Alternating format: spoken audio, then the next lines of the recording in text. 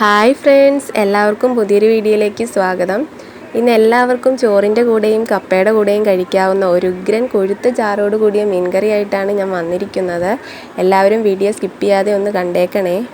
അപ്പോൾ നമ്മുടെ മീൻകറി തയ്യാറാക്കാൻ വേണ്ടിയിട്ട് ഒരു മൺചട്ടി ചൂടാക്കാൻ വെച്ചിട്ടുണ്ട്. അതിലേക്ക് 2 സ്പൂൺ വെളിച്ചെണ്ണ ഒഴിച്ചു കൊടുക്കുക. വെളിച്ചെണ്ണ ചൂടായിട്ട് വരുമ്പോൾ 1 ടീസ്പൂൺ കടുകും അതുകൂടാതെ 1/4 ടീസ്പൂൺ ഉലുവായും ചേർത്ത് പൊട്ടിക്കുക. നമ്മൾ ഉലുവാപ്പൊടിയാണ് ചേർക്കുന്നതെങ്കിൽ സാധാരണ മസാലപ്പൊടിയൊക്കെ ചേർക്കുമല്ലോ, അപ്പോൾ ആ സമയത്ത് ചേർത്താലും മതി. ഇപ്പോൾ നമ്മുടെ കടുകൊക്കെ പൊട്ടി വന്നിട്ടുണ്ട്. അപ്പോൾ 2-3 കഷ്ണം ചെറിയുള്ളി അരിഞ്ഞതും ഇഞ്ചി വെളുത്തുള്ളി പേസ്റ്റ് ചതച്ചതും ചേർത്ത് കൊടുക്കുക. അത് പച്ചമുളകും കറിവേപ്പിലയും കൂടി ചേർത്ത് നന്നായിട്ടൊന്ന് വഴറ്റി കൊടുക്കുക. ശേഷം കുറച്ച് ഉപ്പ് കൂടെ ചേർക്കുന്നത് നല്ലതായിരിക്കും, കാരണം ഇഞ്ചിയും വെളുത്തുള്ളിയും ചട്ടിയിൽ ഒട്ടിപ്പിടിക്കുന്നത് തടയാൻ ഇത് നമ്മളെ സഹായിക്കുന്നതാണ്. ഇതിനിപ്പോൾ ഒരു ബ്രൗൺ നിറമായിട്ടുണ്ട്. ഇനി നമുക്ക് മസാലകൾ കൂടി ചേർത്ത് കൊടുക്കാം. ഞാനിവിടെ മുളക് പൊടി ഒരു 3.5 ടീസ്പൂൺ എടുത്തിട്ടുണ്ട്. നിങ്ങളുടെ എരിവിനനുസരിച്ച് നിങ്ങൾ എടുക്കുക. പിന്നെ വേണ്ടത് മല്ലിപ്പൊടിയാണ്, 1/2 ടീസ്പൂൺ ചേർക്കുക. 1/4 ടീസ്പൂൺ മഞ്ഞൾപ്പൊടിയും ചേർത്ത് നന്നായിട്ടൊന്ന് വഴറ്റി കൊടുക്കുക. പൊടികളുടെ പച്ചനിറമൊക്കെ മാറുന്നത് വരെ നന്നായിട്ടൊന്ന് വഴറ്റി കൊടുക്കുക. ഇപ്പോൾ 3-4 മിനിറ്റ് കഴിഞ്ഞിട്ടുണ്ട്. പൊടികളുടെ പച്ചനിറമൊക്കെ മാറിയിട്ടുണ്ട്.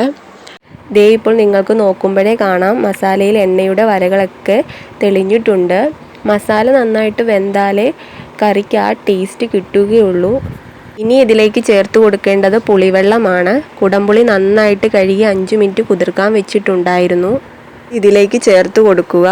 ഈ സമയം നമുക്ക് എത്രത്തോളം വെള്ളം വേണോ അതും കൂടെ ഒഴിച്ചു കൊടുത്ത് നന്നായിട്ടൊന്ന് മിക്സ് ചെയ്തിട്ട് തിളപ്പിക്കുക.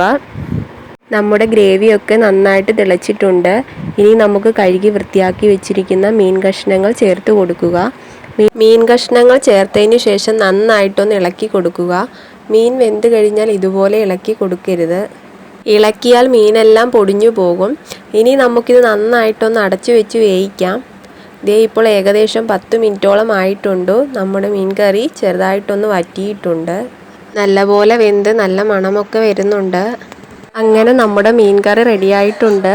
ചോറിൻ്റെ കൂടെയും കപ്പയുടെ കൂടെയും നിങ്ങൾക്കിത് കഴിക്കാവുന്നതാണ്.